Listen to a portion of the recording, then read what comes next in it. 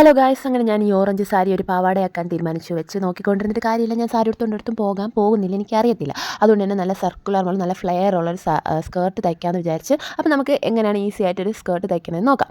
അപ്പോൾ അതിനാദ്യമായിട്ട് 2 അളവാണ് നമുക്ക് ആവശ്യം. ഏതൊക്കെയെന്ന് വെച്ചാൽ നമ്മൾ പാവാട കൊടുക്കുന്ന ഭാഗമുണ്ട്, നമ്മൾ എവിടെയാണ് പാവാട കൊടുക്കുന്നത് ആ ഒരു ചുറ്റളവും, പിന്നെ നമ്മുടെ ലെങ്ത്തും, അതായത് നമ്മൾ പാവാട കൊടുക്കുന്ന അവിടെ നിന്ന് ഫ്ലോറിലോട്ട് എത്ര ലെങ്ത് ഉണ്ട് നമുക്ക് ഇതേപോലെ ടേപ്പ് വെച്ചതിന് ശേഷം ഒന്ന് ചവിട്ടി പിടിച്ചാൽ നമുക്ക് കറക്റ്റായിട്ട് ഫ്ലോർ വരെയുള്ള ഇറക്കം എത്രയാണെന്ന് നമുക്ക് അറിയാൻ പറ്റും. അപ്പോൾ നമ്മൾ ഈ 2 അളവ് എഴുതി വെച്ചതിന് ശേഷം സാരി എനിക്ക് അത്യാവശ്യം ഹൈറ്റ് ഉള്ളതുകൊണ്ട് തന്നെ ഈ ഒരു ഫുള്ള് സാരിയും വേണ്ടി വരും. ഇതൊരു 5 മീറ്റർ വരും. അപ്പോൾ നമ്മൾ ആദ്യം തന്നെ 2ആയിട്ട് മടക്കി, പിന്നെ ഇതേപോലെ 4ആയിട്ട് മടക്കി, ആദ്യം ഈക്വലായിട്ട് 2ആയിട്ട് മടക്കിയതിന് ശേഷം അതിനെ നമ്മളിങ്ങനെ 4ആയിട്ട് മടക്കും.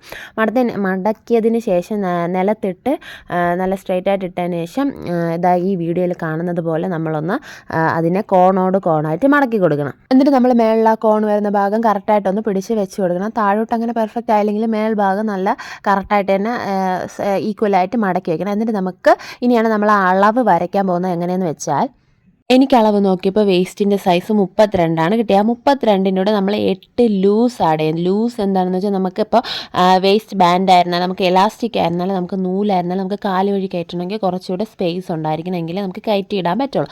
അതിന് വേണ്ടിയിട്ടാണ് നമ്മൾ 8 ലൂസ് ആഡ് ചെയ്യുന്നത്. അപ്പോൾ 32 + 8 40.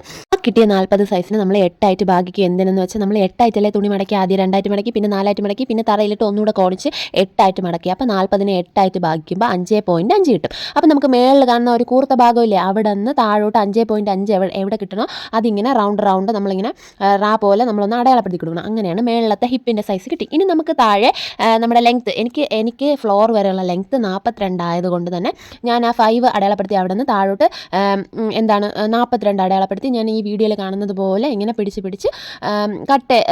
വരച്ചു കൊടുത്തിട്ടുണ്ട്. കട്ട് ചെയ്യുന്നുണ്ട്, തെറ്റിപ്പോകരുതെന്ന് പ്രാർത്ഥിക്കുന്നുണ്ട്. കാരണം ഞാൻ ആദ്യമായിട്ടാണ് ഈ ഒരു സ്കേർട്ട് തയ്ക്കുന്നത്.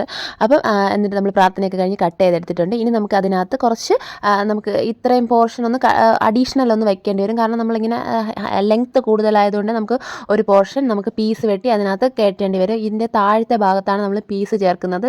പീസും കൂടെ ചേർക്കുമ്പോഴാണ് കറക്റ്റ് റൗണ്ടായിട്ട് കിട്ടത്തുള്ളൂ. കണ്ട ഈ വശപ്പശക്ക് തോന്നുന്ന ഈ ഭാഗത്താണ് നമ്മൾ പീസ് വെച്ച് കൊടുക്കേണ്ടത്.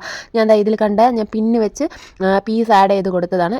എന്നിട്ട് നമ്മൾ വേറൊരു സാരിയിൽ ഇതേ മെത്തേഡിൽ തന്നെ ലൈനിങ്ങും കൂടെ കട്ട് ചെയ്തെടുത്തിട്ടുണ്ട്. അപ്പോൾ ഇതിൻ്റെ സ്റ്റിച്ചിങ് വീഡിയോ അടുത്ത വീഡിയോ ആയിട്ട് ഞാൻ ഇടാം. എന്നാൽ പിന്നെ അത്രയേ ഉള്ളൂ ഗൈസ്. വീഡിയോ ഇഷ്ടപ്പെട്ടാൽ ലൈക്ക് ചെയ്യാൻ മറക്കണ്ട. ടാറ്റാ.